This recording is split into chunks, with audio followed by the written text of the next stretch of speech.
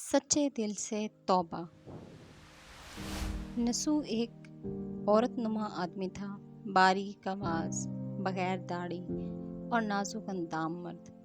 वो अपनी ज़ाहिरी शक्ल और सूरत से फ़ायदा उठाते हुए ज़नाना हमाम में औरतों का मसाज करता और मैल उतारता था। कोई भी उसकी हकीकत नहीं जानता था, सभी उसे औरत समझते थे। ये तरीका उसके लिए ज़रिया माश भी था और औरतों के जिस्म से लज़्ज़त भी लेता था। कई बार ज़मीर की मलामत करने पर उसने इस काम से तौबा कर ली, लेकिन हमेशा तौबा तोड़ता रहा। एक दिन बादशाह की बेटी हमाम गई। हमाम और मसाज करने के बाद पता चला कि इसका कीमती मोती या हीरा गोहर खो गया है। बादशाह की बेटी ने हुक्म दिया कि सबकी तलाशी ली जाए। सबकी तलाशी ली गई, हीरा नहीं मिला। नसू रुसवाई के डर से एक जगह छुप गया। जब उसने देखा कि शहजादी की कनीज़ें उसे ढूंढ रही हैं, तो सच्चे दिल से खुदा को पुकारा और खुदा की बारगाह में दिल से तौबा की और वादा किया कि आइंदा कभी भी ये काम नहीं करूँगा। मेरी लाज रख ले मौला। दुआ मांग ही रहा था कि अचानक बाहर से आवाज़ सुनाई दी कि नसू को छोड़ दो, हीरा मिल गया है।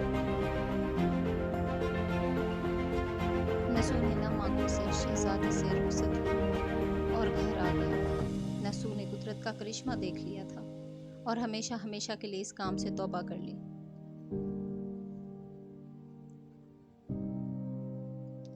कई दिनों से हमाम न जाने पर एक दिन शहजादी ने बुलावा भेजा कि हमाम आकर मेरा मसाज करे, लेकिन नसू ने बहाना बनाया कि मेरे हाथ में दर्द है, मैं मसाज नहीं कर सकता हूँ।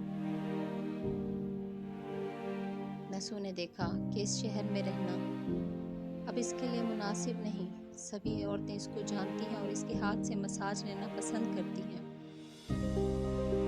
गलत तरीके से जितना भी पैसा कमाया था और माल कमाया था, उसने सब गरीबों में बांट दिया और शहर से निकलकर मीलों दूर एक पहाड़ी पर डेरा डालकर अल्लाह की इबादत में मशगूल हो गया। वो दिन रात अल्लाह की इबादत करने लगा।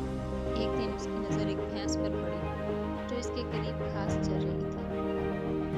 उसने सोचा कि ये शायद किसी चरवाहे की होगी और इस तरफ भाग कर निकल आई है। जब तक इसका मालिक इसको ढूंढते हुए नहीं आ जाता, तब तक मैं इसकी देखभाल कर लेता हूँ और इसका ख्याल रख लेता हूँ। लिहाजा इसकी देखभाल करने लगा।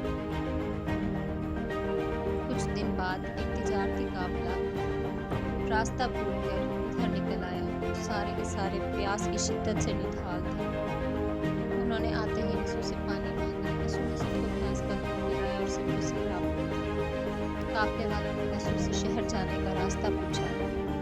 नसू चूँकि साफ दिल था, नसू ने उनको आसान और नज़दीकी रास्ता दिखाया, उनकी मदद की। नसू के इखलाक से मुतासिर होकर ताजरों ने जाते हुए उसे बहुत सारा माल बतौर तोहफा दिया। इतने ज़्यादा माल को देखकर नसू ने सोचा, इसका मैं क्या करूँगा। नसू ने इन पैसों से वहाँ कुआं खुदवाया और देखते ही देखते वहाँ पर शहर आबाद होना शुरू हो गया।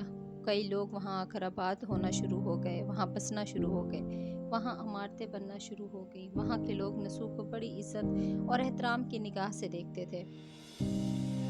नसू की ईमानदारी के चर्चे बादशाह तक भी जा पहुँचे। उसकी नेकी ने बादशाह को बहुत मुतासिर किया।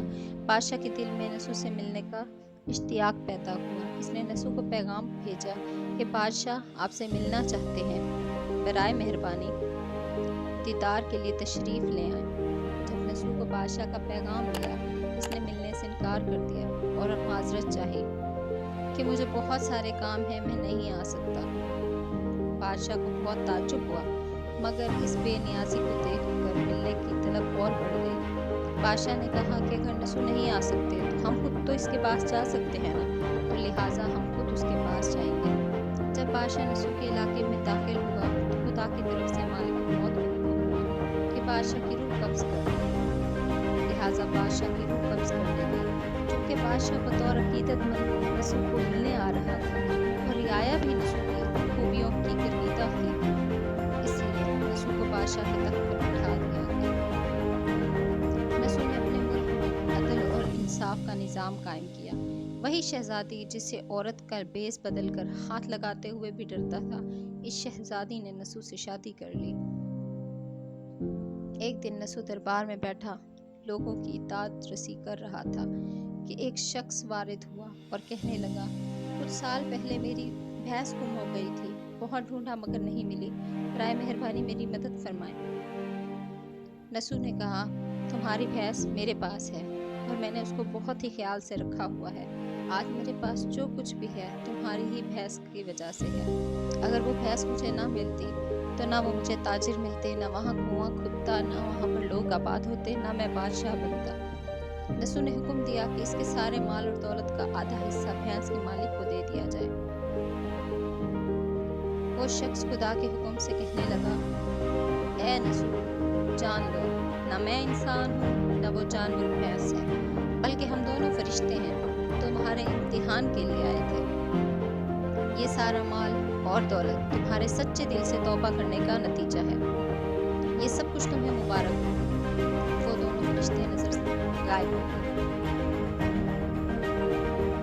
اسی وجہ سے سچے دل سے توبہ کرنے کو توبۃ النصوح کہتے ہیں۔ تاریخ کی کتاب میں نسو کو بنی اسرائیل کے بڑے عادل کی حیثیت سے لکھا گیا۔ اللہ ہم سب کے توبہ